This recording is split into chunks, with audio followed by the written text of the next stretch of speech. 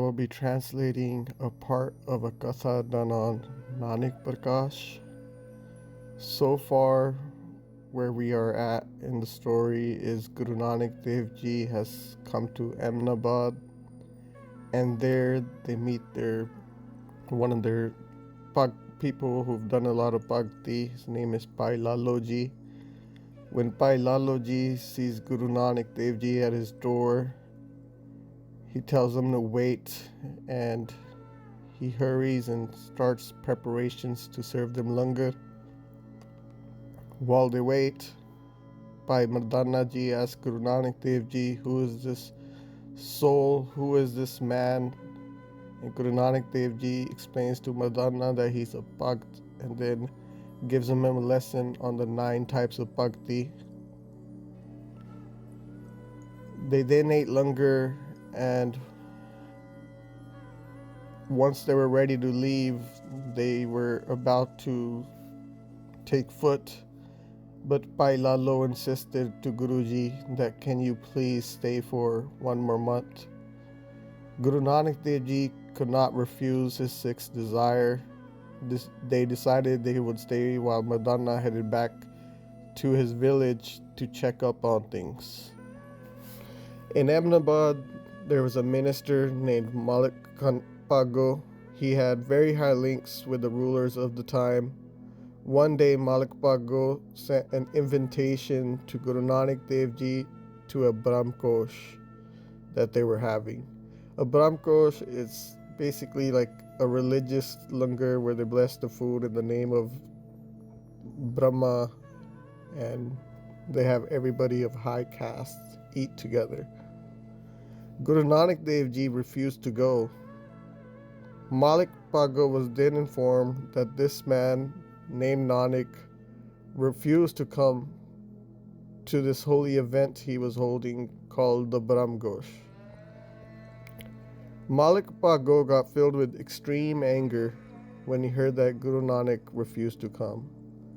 Bhai Santokh Singh describes the anger of Malik Bhago to that of a mosquito, and Guru Nanak Dev Ji as the lion. The Brahman that was set told Malik Bhago to go again and invite them. He said, invite this man. I want to know who this man is, who he's trying to show so much power in front of me. Let's invite him and see what he's all about and test this man. Let's see who this person giving me his stubbornness and showing all this power is. He didn't come to eat our food. They don't show no fear and have disrespected us. Then the Brahman showed up to Bhai Lalo's house.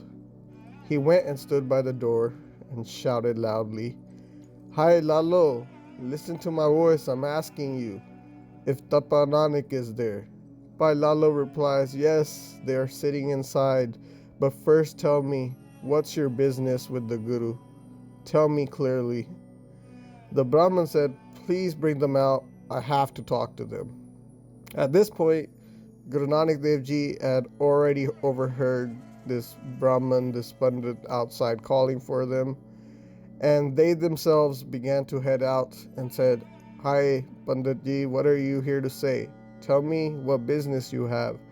He said, "Can you come to the Poj as quickly? You have been invited by the minister. If you refuse, we will send spies and troops and many others to come get you. We will arrest you and bring you with us." What he didn't realize was that Guru Nanak Dev Ji is the one that brings peace to all. They say, "Hey Brahman, what business do I have with this Malik? Who is he? The person you are asking me to meet, I don't even know who this man is. I've never met him, seen him, nor do I know where he stays. Well, what do I have to give him or get from him? Nor do I have anything else to say. So why waste the time?" Guru Nanak Dev Ji once again refused to go. He then went back to Malik Bhago, and this Pandit, he did chugli again. He instigated things further. They didn't understand who Guru Nanak was, but Malik Bhago was mad that they weren't listening to his hukam, that they aren't listening and haven't returned with him. Malik at this point is starting to get a little frustrated, and he asked the Brahmin, "Can you tell me exactly what this Nanak is saying?" At this point, the Brahmin, the Pandit, said that they give you very hard answers and stubborn words towards your Brahm coach and you. They did not come here to our command. They haven't come by our invitation. Now you do as you please to get what you please. And Malik, the Brahm coach did, they talked very negatively about it. They're saying bad things. They're already eating Brahmkosh in the home of Bhai Lalo, a man of low caste. How can that be, you know? He's going against all traditions and values. At this point, Malik Bhago got angry. He got angry. The way it's described is he was turning red, filled with rage. And at this point, Malik Bhago said, "Go again. Go get this man and take others. Go capture this man. Do whatever it takes. Bring him here." And this way, they told the Pandit, "Don't waste time. Let's make this happen ASAP." The Pandit then turned around, took 5 people with him, and headed back to Bhai Lalo's home.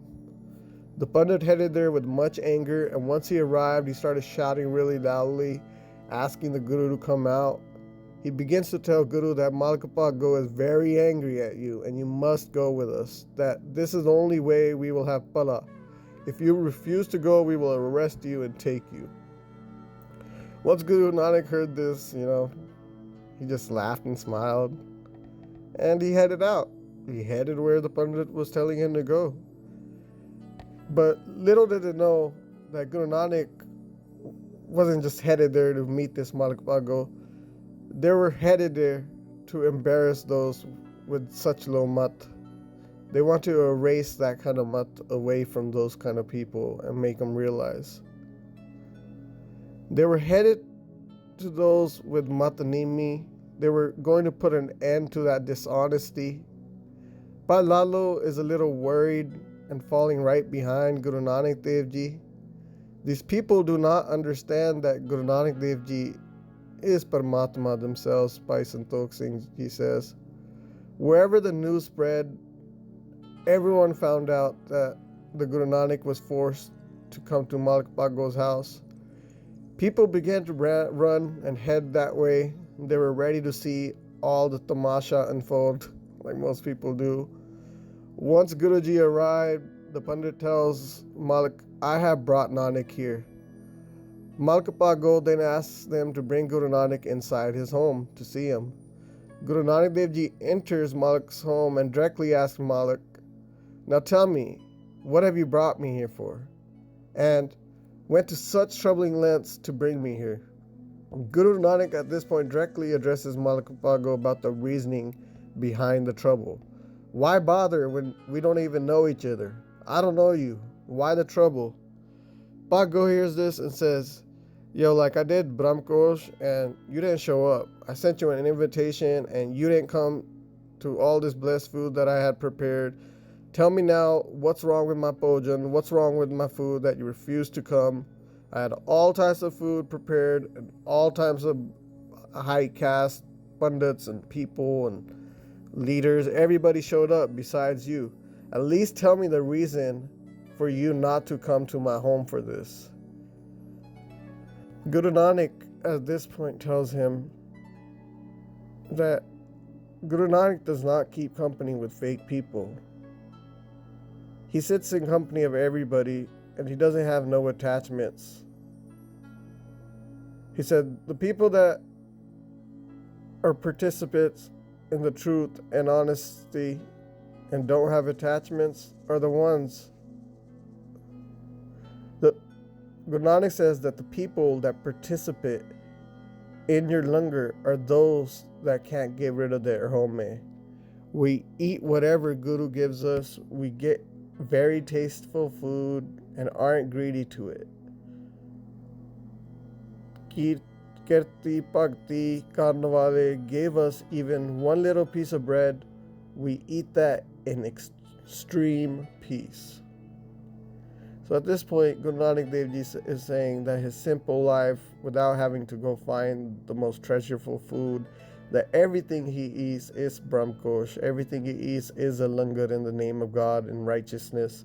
He says that Malik Bhago is still upset. He says that you are seeing is not wrong. I don't believe you. You did the right in your mind. You do not have any fear or respect.